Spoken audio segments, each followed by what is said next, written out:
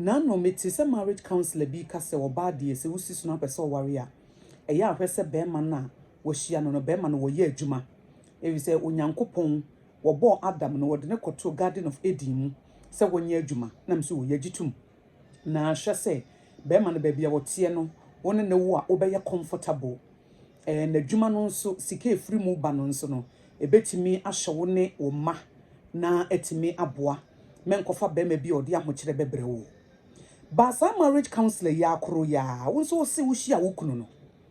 na eye single room na mpakora na muni bi na nso so hu se be ma no wo vision ena wo ware no nene onyame akyira mo amomadi enam se eya ye tu mabru no for se ye ahweyi wo hia wo de no de wo de hwe ne se wo vision eti ne single room na wada na mattress kra na ho na kete ena na da ho kete na ne da ho no wo jitu mu se wo ne bebo bra efi se wo ne wo gidie se da chi bi ebe ye ya ama no be ma no wo ye hard working man wo pa adwuma wo nim ba bia wo kọ wa hye bibia se ebe wie ne ena wo ta na chi ena wo awo se se wo adwuma kra kakra wo ye no de kakra support ne be ma na ye ne ewo sogu wonum na de ntina wo tu mabu no fo wo hye wo mo se wo mo de wo mo nkofa de aye hyepe ahyase na wontu wo mo fo se wo so hia be ma bia eya ahwese be ma no wo vision eya ahwese be ma no wo suro nyame eya ahwese be ma no nyame wo nkonkron ene control no sa be ma no na wo ware na wo do be konkan na emom no de wo de condition akese bia to wontu bo se wakoko hia be ma bia fe kura na wo wie sko wanya adwuma ye a wanya ne single room bia ono kura de bia wo mattress empa no woni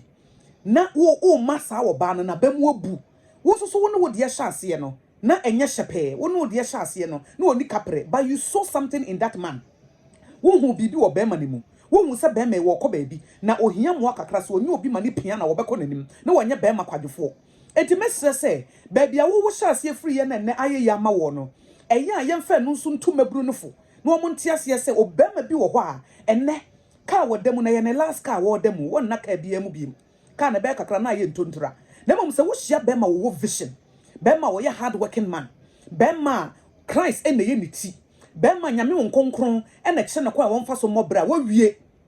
e say sa be ma no obe treat you said the Christ e treat you asafo no that man will love you the way Christ loved the church eti wo chance ye na wo kuru kra wo kwa de wo se na muni mattress na moda kete so kete na moda so no ene mansion ne mosi eti ebi onu so akwakoshi abrante bi abrante ne wo vision abrante ne ni abere ebi kura na adwuma fe na wa chance na so wo hebe bi abrante yi kwa wo ye ken kese pa na ogina ho no Bishop Oyedepo na no meti na yiri faith se wo oyi wo ka ekon mo fa so mo hia wo mo se ba bia na mo dare ho na ye wo office ene Bishop Oyedepo ye hwese de Nyankopon si ehira no enti ka bia na yiri faith no wo hia no ene wo se an be me na hwe ba bia wo da enti nka waja no a enka ne ko ba yi nka ewo osogu nanum enti mo ma ye ho difference ye nka se wo ba bi nkofa be ma kwadwefo anase ye nka se wo ba bi nkofa be ma bi a wo ye kwakwahwe akwa wonim ba bia wo ko na mo be ma bi wo ha wo hia no a utimi se be ma wo vision so kra wo ka ho bi enye se bi ono ne vision wo ka wo ye pesami nkomnya wo ka ne vision wo de top no so a utimi se wo ka ho bi be ma no wonim ne wo betimi ama wo ne 2-year development goal 2 years ye pesami ye ni enu 5 years onim ba bia wo ko sa be ma kro no a utimi se wo wakoma papa wo do nyame eti wo bom paye esre Nyankopon se nyame ema wo hunu wanim oho Ewurade ma me hunu manim be ma wo ye be ma daachi bi wo ba be yeye na wo ba be ye masam ana wo ye be ma wo ba be ye ba be wo aba ware tenana ana wo ye be ma wo ye ya wo betimi edema komanim wo de asetena pa because Bishop Oyedepo na yere ye ba kope nyame ye hira na pa ne manyina edi na enso so wo chance ye wo hu na yiri faith no na wo mu ni kapre na wo mu ni dama eso na afeda na Nyankopon afre no enne wa yeye ye wo be ma bi wo ho sa be ma bi so wo ba be yeye na wo be bo usuje wo ba be nya bi na wo betieti afa hodie so wo ba be nya bi na afa wo ba be ware 10 aka ho wo pe no kura wo hu no enti Nyankopon no a ohu wono wonim ahyase enim awieye wonim se de ade ne be wiansa na ahyase no wonya hia be ma bi sa de hia no bompa ye ne nyame nkasa se Ewurade wo na wo de me ba asase wo na wonim ba bia wo de me kro abrantie we ne mekwa kohia no sa abrantie wo hwa wo ye obi a me ware no a ebe bo fi se nyame wonim 10 years time 20 years time sa abrantie de wo ba be ye obi wo ne woni kapre wo vision pa na enso sika ba ne nsem a wan hwe obetietia wo so nyame nim ne nyina me de mesere se empaibo ya de bi a ehia be ma no me kura de me ya conclude me ya be conclude se wonya bom paye When wo che nyame ni mo akom che ne mpa bom na Nyankopɔn ka kire wo se abrante we ono ne bebo na afa kra na abrante ne pa adwuma ya che ne nko se wo nyame ma wo go ahead a che ne nko efi se ebi nyame ye na dom na wo gina yi a obaba wo betu tiu se wo ba hema onko ware obi foforo nka onko ware mema no a kakra ba o mu nsem wa na o mu de wro dross no na wone ma be 20 yawo no ebia no wonye bia wo ye bema na ni da ho te se bishop Oyedepo no ananse mema wo mo ni da ho a wo mo bobre na nyamesuro ewo mu mu etibi de message say ye tufu no a eya ye ntufu no yi oh won say we read the book of Romans I was said to be carnally minded is death but to be spiritually minded is life eti kacho akwada ne say wonya spiritual ne say wo ma Nyankopon asemadi wonim kane na wo inquire of the Lord if so we read the Bible na David obekokun bia obusa nyame ansa Lord, do you want me to pursue them? Etre bi nyame se pursue wo mo. Etre bi nyame se menko.